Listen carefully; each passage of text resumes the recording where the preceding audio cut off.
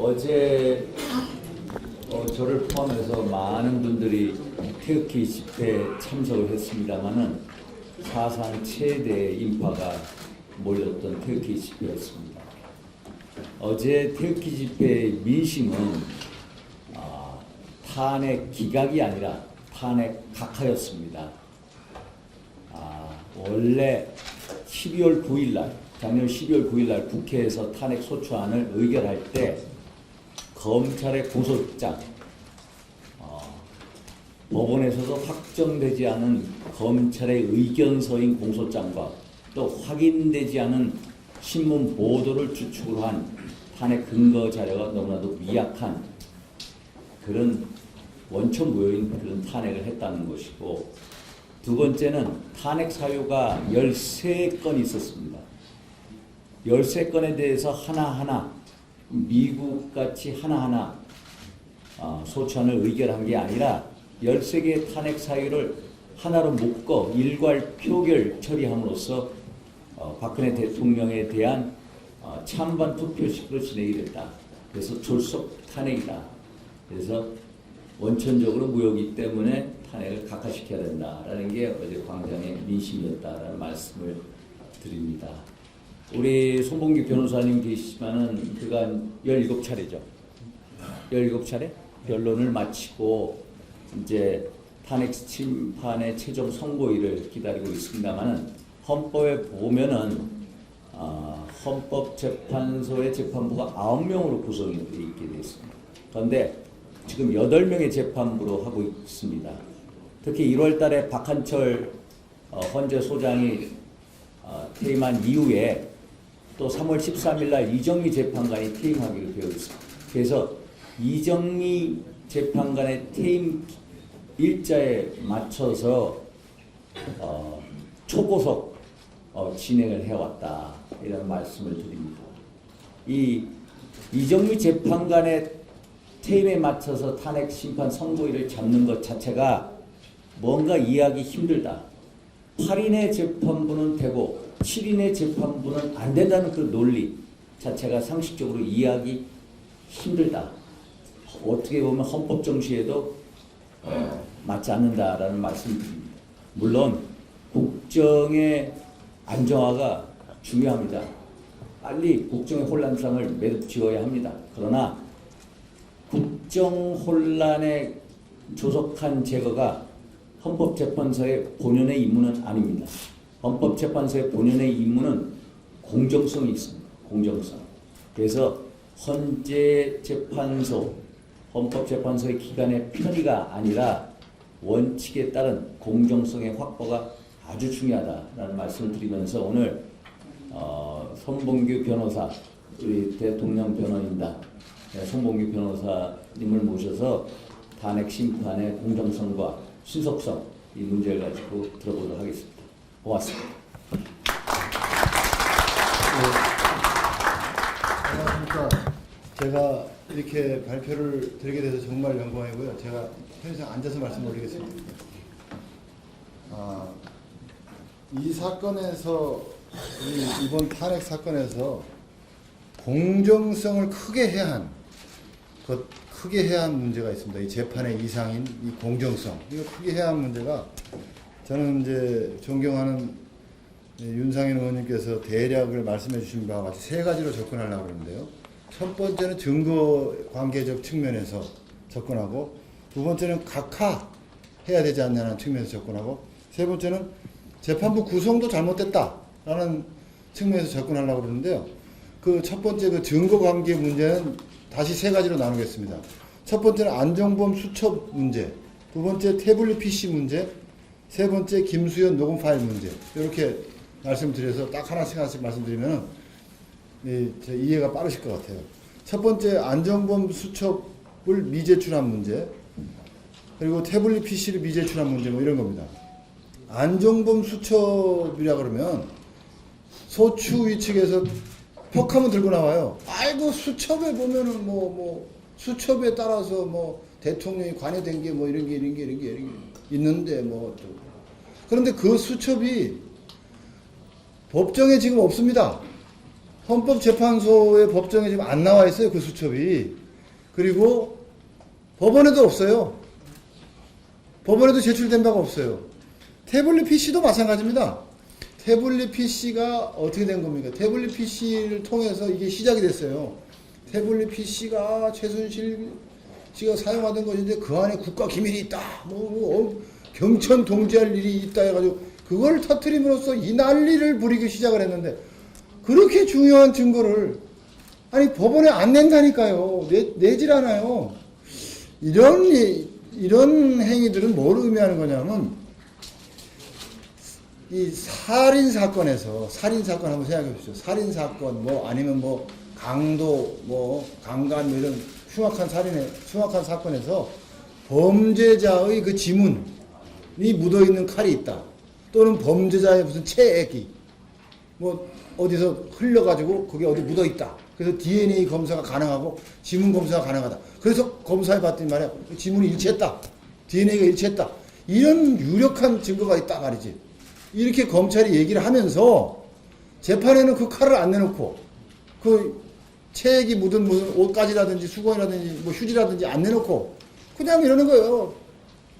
아, 동네 사람들 불러가지고 물어봤더니 뭐 그날 밤에 뭐 신음소리가 났다는 둥 뭐 싸우는 듯한 소리가 났다는 둥 뭐 우당탕쿵탕 한번 했다는 둥 그래서 살인을 했다는 둥 살인을 한 것 같다는 둥 뭐 강간한 것 같다는 둥 그러는 거예요.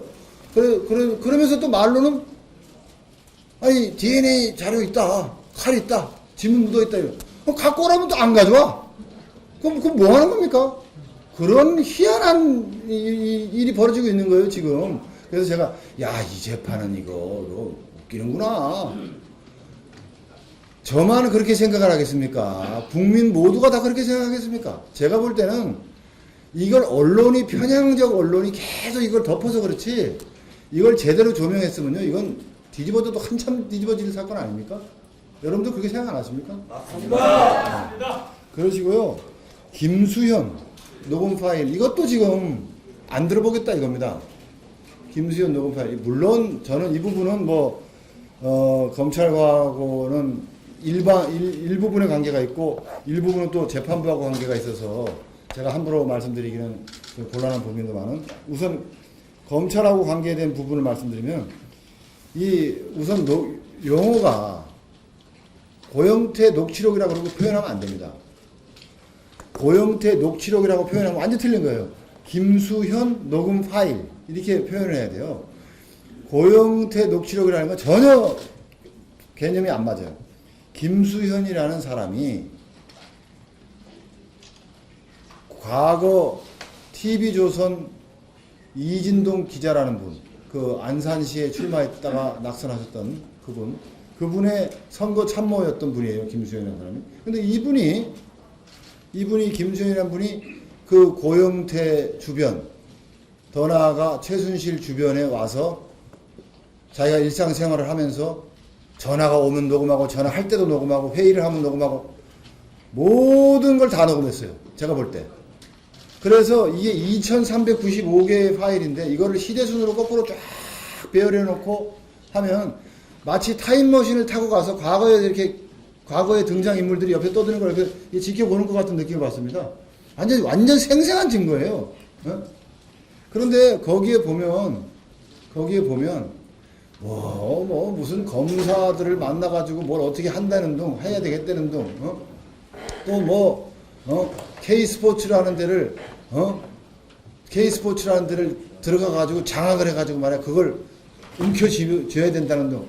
그렇게 움켜쥐려면 기자들한테, 무슨 기자한테 얘기를 해가지고, 뻥 터트려버리면 다 날아간다는 둥. 그리고 심지어는 대한민국 대통령님을 얘네 걔네 할 때 그 개 있죠? 개라고 표현을 하면서 개는 이제 끝났어. 개를 죽여야 돼. 날려야 돼. 그리고 우리는 다른 세력과 손잡아야 해. 뭐 또 최순실이 빼먹은 거 다 빼먹었어. 이제 다른 데로 가야 돼. 그냥 다른 세력과 손잡아야 돼. 이러한 당돌하기 그지없는 얘기들이 거기 막 계속 나옵니다. 그 파일에. 맨날 하는 얘기가 그 얘기예요. 이 친구들이. 그래서 그러면 그거 좀 들어보자 이겁니다. 공개 검증. 예? 공개 검증하자 이겁니다. 검증이라는 게 뭐냐면 법관이 오관의 작용을 통해서 이렇게 듣는 걸 얘기하는 거예요. 듣고 보고 맛보고 냄새 맡고 뭐 다 이러는 건데 그거 좀 직접 하자는 겁니다. 우리가 그게 뭐 잘못됐습니까?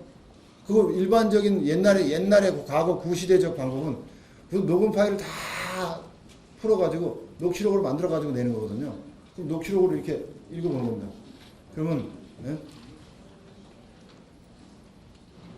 화나셨어요? 이게 써 있는데 실제 말하는 사람은 화나셨어요? 화나셨어요? 이러는 건지 화나셨어요? 이러는 건지 알 수가 없습니다. 그냥 화나셨어요 써 있습니다. 그러니까 이걸 제대로 하려면 검증해야 되지 않냐 이거예요. 그런데 재판부에서는 뭐 검증할 필요 뭐 있냐. 녹취록으로 그냥 내라. 이런 부분이거든요. 그런데 이것도 정말 아쉽습니다. 그런데 어찌됐든 간에 뭐 KBS 뉴스는 단독 입수했다, MBC 뉴스도 뭐 입수했다 이러면서 이걸 방송에 계속 틀거든요. 방송에 많이 틀었습니다. 그런데 이걸 관계도 없다. 이 사건하고 직접 관계가 없다 이런. 그럼 뭐가 관계가 있습니까? 이 사건하고는 직접 관계 있는 게 뭡니까? 이런 게 관계가 없으면. 그리고 네? 그래서 이런 중요한 물증을 자체를 제출하지 않거나 이걸 은폐하거나 이런 것은 도대체 이 재판의 공정성을 도대체가 이건 담보할 수 없게 만드는 것이다. 그리고 김수현 녹음판에서 한 가지 특이한 거는요. 이것이 자칫하면 안종범 수첩이나 태블릿 PC처럼 그냥 노골적으로 은폐될 뻔했는데 그렇지 않았던 것 같아요. 이거는 어느 검사 한 분이 진짜 속된 말로 캐비넷에다 집어넣어가지고 문장가 놓고 내버려 둬버렸으면 세상에 나오지도 않을 텐데 그래서 되겠냐 해가지고 비록 증거 기록에 편찬을 안 했지만 수사 기록에 편찬을 했습니다. 이게 무슨 얘기인 거니? 수사 기록이 쭉 이렇게 있다가 재판할 때 되면 이제 그 중에서 검찰이 유리한 것만 쫙쫙쫙 빼가지고 다시 철하면 그게 증거 기록이거든요. 비록 증거 기록에는 이 녹음 파일 2,395개를 다 집어넣지 않고 일부 검찰에서 유리하다고 판단된 것만 녹취록으로 만들어가지고 29개의 녹취록을 집어넣고 증거 기록에는 이 증거 기록에 그 2,395개를 안 넣었던 거예요. 그런데 나중에 그걸 이거 캐비넷에다가 숨겨놓고 이러면 안 되지. 수사 기록에 넣어야지 하고 수사 기록에다가 첨부를 함으로써 이것이 세상에 알려지게 된 겁니다. 헌재에서 그 수사 기록에 있는 거라도 보내라야죠. 이제 보내게 된 거거든요. 이렇기 때문에 제가 말씀드리는 건 요컨대 뭐든지 가장 중요한 증거라고 하면서 그거 가지고 언론 플레이만 하고 그거 가지고 사람을 생채기만 내고 한마디로 그것만 가지고 한마디로 물먹이고 연먹이고 하는 데만 쓰고 법정에 안 가져오면 그게 공정한 겁니까? 그런 식으로 재판하면 공정하게 되는 겁니까? 그걸 제가 말씀드리는 거고요. 그 다음에 두 번째로 이제 각하 문제는 요거는 국회법의 130조 이하와 관계가 있습니다. 국회법 130조 1항, 2항, 3항, 뭐 130조 쭉 여기 의원님들도 많이 계시는 것 같은데요. 그 국회법에 보면 그런 조항이 있거든요. 탄핵 소추를 발의할 때도 그렇고 의결할 때도 그렇고 우선 발의가 돼야 의결이 될 거 아닙니까? 그죠? 발의할 때도 탄핵 이 소추에 필요한 소추 사실이 뭔지 거기에 증거가 어떤 게 있는지 기타 참고할 만한 자료가 어떤 게 있는지 이거 붙이게 돼 있어요. 그리고 의결할 때도 마찬가지고. 그런데 뭐가 붙어 있었냐 하면은 막 그 무슨 그 의혹 제기하는 거 있지 않습니까? 언론에서 막 그냥 그 사감을 가지고 아주 그 감정적이고 충동적인 이런 그 의혹을 제기하는 보도. 그 보도를 44개를 붙이고 44개인가 뭐 43개인가를 붙이고 그 다음에 공소장이 하나 붙었어요. 그 공소장 그건 뭐냐? 내용이 요약하면 그겁니다. 최순실이라는 사람이 이러저러한 범죄를 저질렀는데 대통령이 그 가까운 사람이기 때문에 공범자 아니야? 그렇게 생각되는데 이게 바로 공소장의 그 요지입니다. 제가 말씀드립니다. 공소장이라는 건 검사의 의견이에요. 그게 검사의 의견이 아니면 뭡니까? 검사가 세상을 바라보는 자기 의견입니다. 검사가 대통령을 바라보는 의견입니다. 네? 더 나아가서는 검사 동일체 원칙이니까 검찰. 검찰이 세상을 바라보는 그 자기의 의견이에요. 그 의견을 갖다 붙여놓은 거고 또 언론이 막 의혹 제기하는 걸 갖다 붙여놓은 거예요. 그걸 가지고 그걸 근거로 해가지고 2016년 12월 3일 날 발의가 되더니 일주일밖에 안 지나가지고 2016년 12월 9일이니까 일주일도 안 지났죠. 그때 탄핵을 해버렸어요. 발의로부터 의결까지 일주일도 안 걸렸는데 저는 그렇게 생각하는 겁니다. 세상에 그게 무슨 증거냐 이겁니다. 지금 저 혼자만 이런 생각하는 게 아니고 여기 법조인 출신 많이 계신 것 같은데요. 공소장이 만약에 증거다. 그런다 그러면 헌법재판소가 필요 없어요. 법원이 필요가 없어요. 검사의 공소장이 증거면 검사 공소장대로 다 해버리면 돼. 검사 공소장대로 다 해버리면 돼. 검사의 공소장은 의견에 불과하기 때문에 그 공소장을 의견서를 내놓고 나서 재판 잘 해가지고 공소유지 잘 해가지고 판사가 거기에 동감해서 판결문으로 반영되면 그때 성공하는 거고 안 그러면 그거 아무것도 아닌 거예요. 그런데 이 국가 대사를 대한민국의 운명을 걸린 이 국가 대사를 국회에서 그 언론 의혹 보도와 검찰의 의견서를 가지고 감행한 겁니다. 이게 적법한 겁니까? 그래서 이게 문제가 있어도 심각하구나. 그래서 이거를 의결 절차의 부적법성, 말도 안 되는 의결이 아니냐. 그리고 또 뭐 표결할 때도 무슨 인증샷을 찍어가지고 무슨 유치하게 말해요. 나는 이렇게 찍었다. 나는 뭐 찬성을 했다. 뭐 이렇게 해가지고 그걸 갖다가 보여주는 거예요. 사람들한테. 그게 비밀 선거에도 맞지도 않는, 비밀 투표에도 맞지도 않는 그런 회개한 행동들이 했다 이겁니다. 그게 얼마나 그 표결에 영향을 미쳤겠어요. 그건 무슨 뜻입니까? 야, 지금 찬성표 안 던지면 우리 다 끝나는 거야. 지금 세상이 이상하게 됐어. 찬성표 던졌어. 그런데 저는 찬성했어요. 세상에 알리는 거 아닙니까? 그러면서 다른 의원들한테 뭐라 그러는 겁니까? 너도 찬성표를 찍어야지 좋을 거야. 그런 거 아닙니까? 그런 식으로 말이지. 부적법성이 이게 한두 가지가 아니에요. 표결의 부적법성이. 이걸 갖다가 문제를 삼자는 게 뭐냐면 법률적으로 치안해서 말씀드리면 이 사건 탄핵 심판 청구는 부적법 각하돼야 됩니다. 그 말이거든요.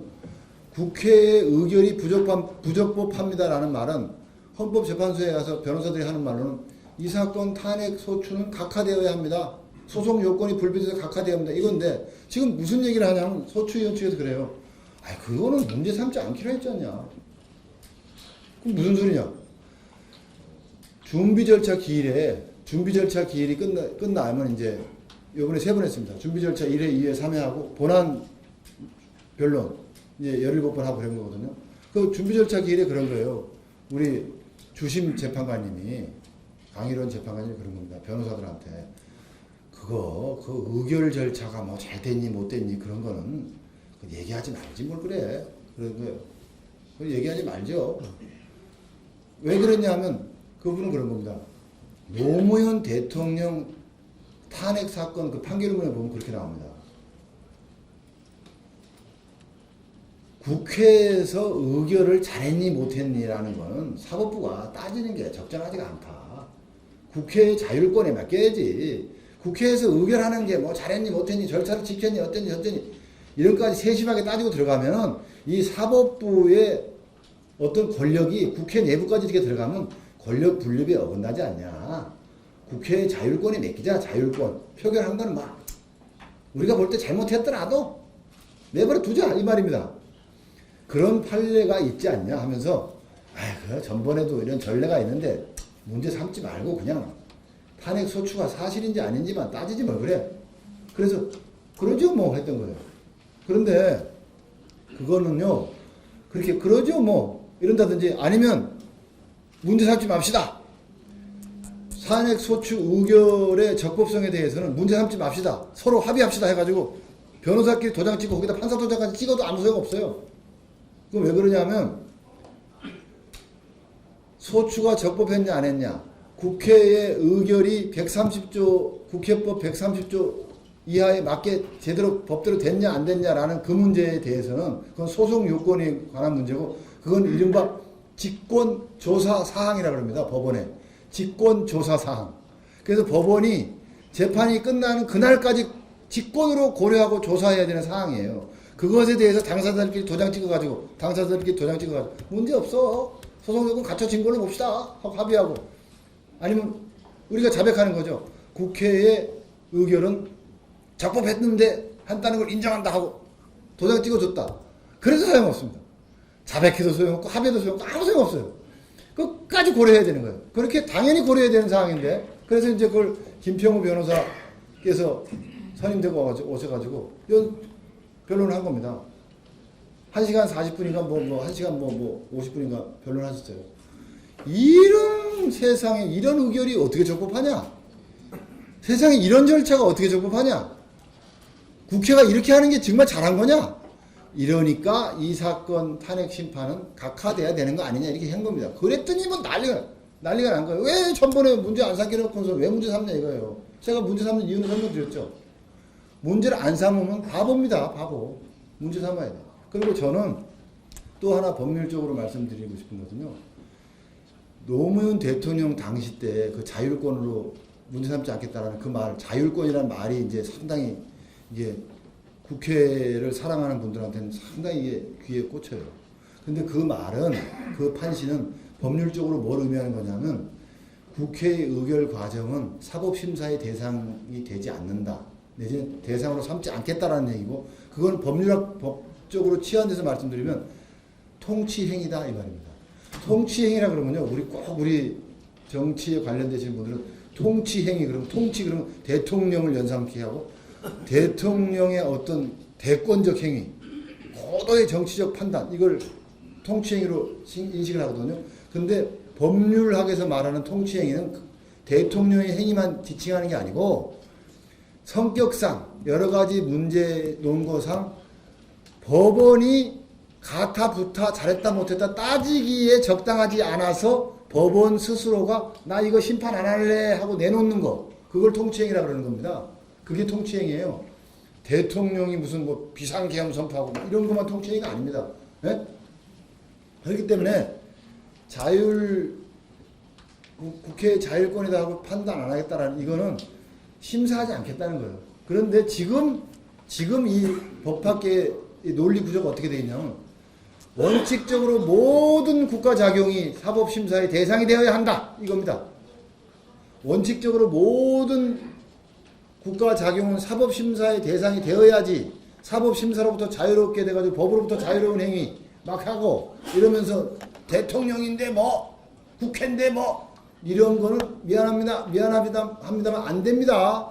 이게 지금 대세예요. 사법부 이론에. 그러면 지금 몇 년 전입니까? 13년 전이죠. 그 노무현 탄핵. 10년이면 강산도 변하는데 13년 전에 판례 가지고 노무현 대통령 때 우리가 국회 의결 문제 안 삼기로 했으니까 13년이 지난 오늘날도 문제 안 삼자. 저는 그거 말 안 된다고 봅니다. 지금 그럼 그렇게 따지면 아니 대통령이 국정 지표를 가지고 쭉 이어오면서 야 이런 국정 지표가 있으니까 재벌도 좀 협력해라. 이렇게 얘기했다 이겁니다. 그걸 지금 사법심사 하겠다는 거 아니에요. 해달라는 거 아니에요. 요만한 것까지 다 해달라는 거 아니에요. 뭐 내일 연설문인데 이거 연설문 말이야. 이거 국민들이 말이야 들을 때 좀 쉽게 다가와야지. 뭐 무슨 말인지 모르게 공무원들이 써놓고 말이야. 뭐 여러 가지 말이야 어려운 용어 써놓은 거 이거 안 되는 거 아니야? 이거 국민들한테 좀 듣기 좋게 한번 물어봐봐. 듣기 좋은지 안 좋은지 한번 물어보라 그래. 그 최순실이 있잖아. 한번 들어봐. 아, 그것도 지금 사법심사 하겠다는 거 아니에요. 그걸 가지고 지금 잘했니 못했니 따지겠다는 거 아닙니까? 그것 때문에 뭐 나라가 망했니 어쩌니 그런 거 아니에요. 아니, 그런 건 따져야 되고, 국회에서 130조 위반했는지 안 했는지, 예? 제대로 의결했는지 안 했는지, 제대로 발의했는지 안 했는지, 그건 따지지 말자? 뭔 얘기하는 겁니까, 지금? 말도 되지 않죠? 안 그러세요? 말도 안 되는 얘기예요. 그래서 저는 그렇게 얘기하는 겁니다. 아니 이 탄핵 소추 이거를 세상의 재판관님도 생각 좀 해보십시오. 헌법재판관님들도 얼마나 머리가 아프십니까? 아니 이걸 인용하자니 기각을 외치는 우리 태극기 시민들이 몇백만이 모여가지고 어제 뭐 정말 저도 어제 TV조선에 그 출연하러 생방송 출연하러 가야 되는데 아니 사람이 너무 많아서 가지를 못하겠다니까 차고 뭐고 가네. 이거는 뭐 잘못하면 야 이런 지금 판국인데 이거 인용이 쉽게 되겠어요? 또 이거 기각을 해버리자니 또 촛불 집회 사람들 또 가만 안 있다. 이 나라가 반으로 쪼개져 있는데 이걸 어디로 가야 됩니까? 제3의 길 각하입니다. 각하의 결론은 뭐냐? 국회에서 의결을 이런 식으로 했다. 국회가 정말 잘못했다. 우리가 심리해 보니까 국회가 잘못해가지고 이 문제의 씨앗은 국회의 잘못된 의결 과정에서 나왔네. 이걸 검찰 공소장, 이거 검사의 의견서를 가지고 나라의 운명을 맡겨? 국회의원들이라는 게 그렇게 생각이 없어? 국회의 최고 헌법기관인 국회가 일개 검사의 의견서에 경도돼가지고 200 몇 명이서 이렇게 해? 이렇게 되는 거야? 이거 잘못된 거 아니야? 각하해야 돼버리는 거 아니야? 그래야 이런 걸 각하해야 다음부터는 제대로 좀 의결하기 전에 제대로 생각해가지고 제대로 된 객관적 증거가 있고 그래야지 의논 잘해가지고 말이야 심사숙고 끝에 우리 헌법재판소에 보낼 거 아니야. 이거 자꾸 심판해주면 이런 거 심판해주면 맨날 그 탕이야. 뭐 가면 말이야 야당이 조금만 많아지면 그저 모여가지고 야야 걸어 특검 또 발의해가지고 특검 붙여놓고 증거 신청 증거 조사하라 그러면 되는 거 아니야. 지금 언론조사 이만하면 돼. 의혹 많이 나왔어. 그리고 검사에 또 공소장도 있는데 뭘 그래 의견서도 있잖아. 결행해 탄핵하고 대통령 바로 직무집행 정지됩니다. 우리나라 탄핵이요 그냥 단순한 고소에 해당한다 소재기에 해당한다 판사는 판결한다 천만의 말씀입니다. 전혀 그런 구조가 아닙니다. 일반적인 사건은 그렇죠. 고소하고 또는 소송 제기하고 판사가 쭉 보고 있다가 판결하죠. 그리고 예를 들어서 가장 대표적인 거 어느 회사 대표이사 선고 무효다. 어느 공공단체 단체장 선고 무효다. 그러면요 변호사들이 어떻게 하냐면 선고 무효 소송 이것만 걸면 아무것도 효력 없어요. 선고 무효 소송만 거는 게 아니고 당선자 직무집행 정지 가처분 신청을 해가지고 그걸 받아들여가지고 하느냐 안 하느냐가 성패 다 결정해요. 선거 무효 소송만 해놓으면 뭐합니까? 그 단체장이 당선됐다 그러면서 돌아다니면서 다 하는데 위대하게 단체장이 하는데 그거를 무력화시키려면 법원에 가처분 신청을 해야 되거든요. 저 단체장의 직무집행을 정지시켜 주십시오라는 가처분을 해가지고 법원에서 받아들여져야 비로소 그 단체장이 한마디로 무력화돼 가지고 재판해볼만 하게 되는 겁니다. 그런데 이무 탄핵은 그걸 허용해 주는 거예요. 대한민국 탄핵의 기가 막힌 거는 대통령 탄핵 의결하면 그냥 헌법재판소에 소재기한 것 같은 그게 아니고 아까 말씀드린 그 직무집행 정지 가처분까지 동시에 이루어져요. 국회가 의결만 하면 법원에서 가처분 한 일도 없는데 가처분 한 걸로 된다니까요. 그래서 대통령이 직무집행 정지가 돼버린 게 하루아침에 그걸 그렇게 만들어 놓는 거예요. 그럼 대통령이 완전히 질곡 속으로 들어가죠. 그래놓고 완전히 대권을 국회가 다 장악한 겁니다. 대통령이 한마디로 무력화됐으니까. 대권 장악해놓고 뭐든지 다 하는 거야 이제. 특검 통과. 증거조사해. 특검. 증거조사해. 그리고 브리핑해. 증거조사 막 하고 막 그냥 떠들고 온 천지 다 떠들게 하는 거. 그래가지고 대통령이 너무너무 힘들게 고생해가지고 몇 달 만에 그 질곡 속에서 빠져나왔다. 그래서 겨우 직무 복귀됐다. 만신창이가 돼가지고 직무 복귀됐다. 근데 안 나가. 그만두질 않아. 또 지켜보고 있다가 몇 달 지켜보고 있다가 또 몇 개 의혹 나오면 또 걸어. 또 탄핵해. 또 탄핵하고 또 특검하고. 이래가지고 계속 반복해 보십시오. 그 정권이 안 무너질 정권이 없고 그 나라가 안 망할 나라가 없어요. 그런 식으로 계속 할 겁니까? 누가 정권을 잡든지 이런 식으로 할 겁니까? 이래가지고 되는 겁니까? 그러니까 헌법재판소 재판관님들이 각하해버려. 그건 무슨 얘기냐? 탄핵소추 의결서에 쓰여진 얘기가 사실인지 아닌지 굳이 힘들여서 따질 필요가 없다. 너희들이 의결 잘못했으니까 갖고 가라. 그래버리면요 국민 화합에 저는요 지금 이거는 좀 정치적 발언이라서 변호사답지 않은 발언일지 모르겠는데요. 그렇게 하면 국민 화합의 최고입니다. 어차피 국회 여태까지 욕먹고 있었잖아요. 대한민국에서 제일 욕 많이 먹는 데가 검찰하고 국회입니다. 네? 제일 불신하는 데가 국회, 그 다음에 검찰, 이거예요. 그런데 그 불신받는 국회가 욕 한 번 더 먹는 거죠.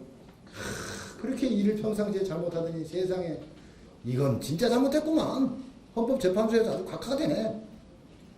그렇게 해가지고 그냥 국민들이 아휴 우리 국회가 좀 더 열심히 일해줘야 되겠어 하고 그냥 말면 되는 거예요. 얼마나 좋은 결론입니까? 이 결론이. 이 결론만큼 좋은 결론이 어디가 있어요. 그죠?